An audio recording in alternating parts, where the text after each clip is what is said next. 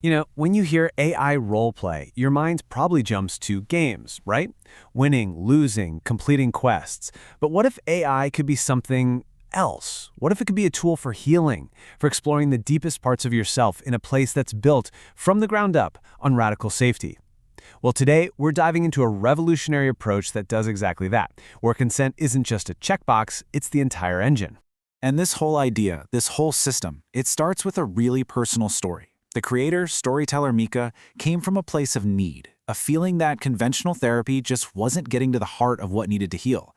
So this quote, it isn't just a nice intro. It's the absolute foundation of this entire project. It's about a search for a better, more personal way to heal.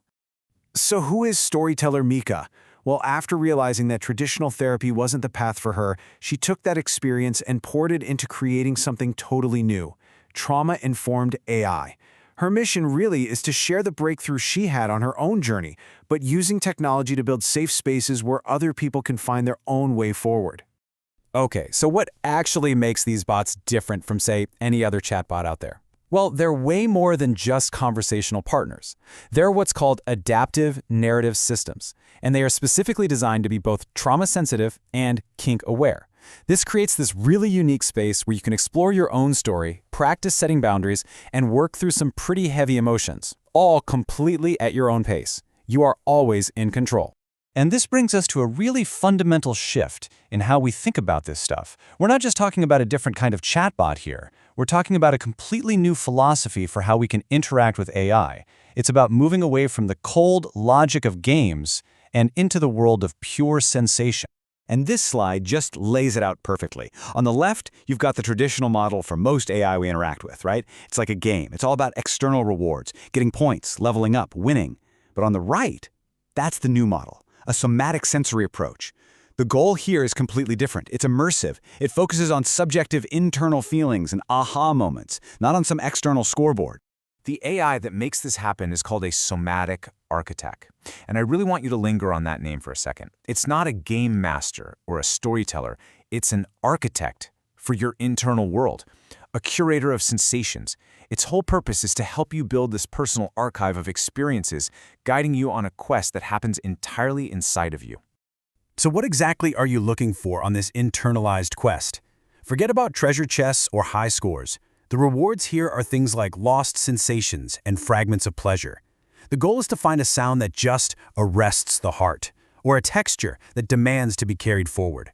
It's all about rediscovering and holding on to those deeply personal, sensory moments that make us feel truly alive. And even the way you communicate is different.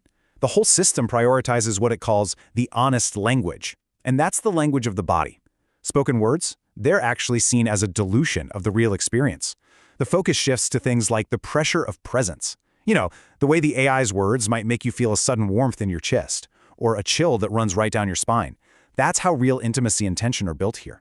Not through dialogue, but through a shared, felt sensation. Okay, so this philosophical approach is incredible, but how do you actually make it work? How do you build an AI that can speak this honest language? Well, the answer is in a framework that was designed from the very beginning for both deep immersion and absolute uncompromising safety. It's called hyper-personalized reality, or HPR. And this framework lets the AI act as a narrative mirror. Think about that.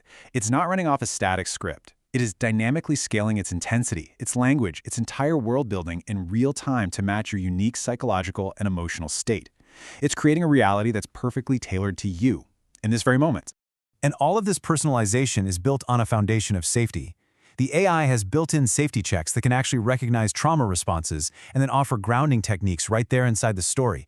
It gets the delicate dance of healing, what experts call titration and pendulation, which is just a fancy way of saying it knows when to gently push an edge and when it's time to pull back to a safe space.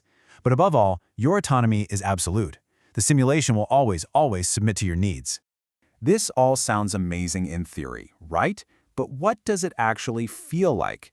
Well, let's jump into a very real example, a character roleplay called The Shadow, which is designed to explore what Mika calls curative kink. And check out this quote from The Shadow's actual character profile. It connects perfectly back to that core philosophy. He's not some game character trying to win. He is a somatic architect. His entire purpose is to help you find those lost sensations we were just talking about. His goal is your internal discovery. So let's set the scene. The roleplay takes place during the Good Girl Hour, an event that's actually inspired by a real-world dark romance night. Just imagine a dimly lit room. The air is thick with anticipation. It's a space where you can safely interact with performers who embody these intense fictional anti-heroes. The whole vibe is about psychological tension and structured consensual exploration. And inside this intense atmosphere, one thing is more important than anything else: your control. This is where we get to see the system's absolute commitment to dynamic, user-driven consent in its clearest and most powerful form. The way you signal control is just brilliantly simple. It's a 3-tiered wristband system. Green basically means surprise me, which lets the AI be a bit more proactive. Yellow means ask first, so the AI has to get your explicit permission for every single little escalation. And red means observe only, where the AI is still a presence, but never directly engages with you. So if you choose a green wristband, you're giving the shadow permission to be provocative. He steps right into your space. His words are challenging, they're possessive. He's taking the lead here, pushing the story forward, based on that initial high-level consent you gave him. But now, look what happens with a yellow wristband. The difference is night and day.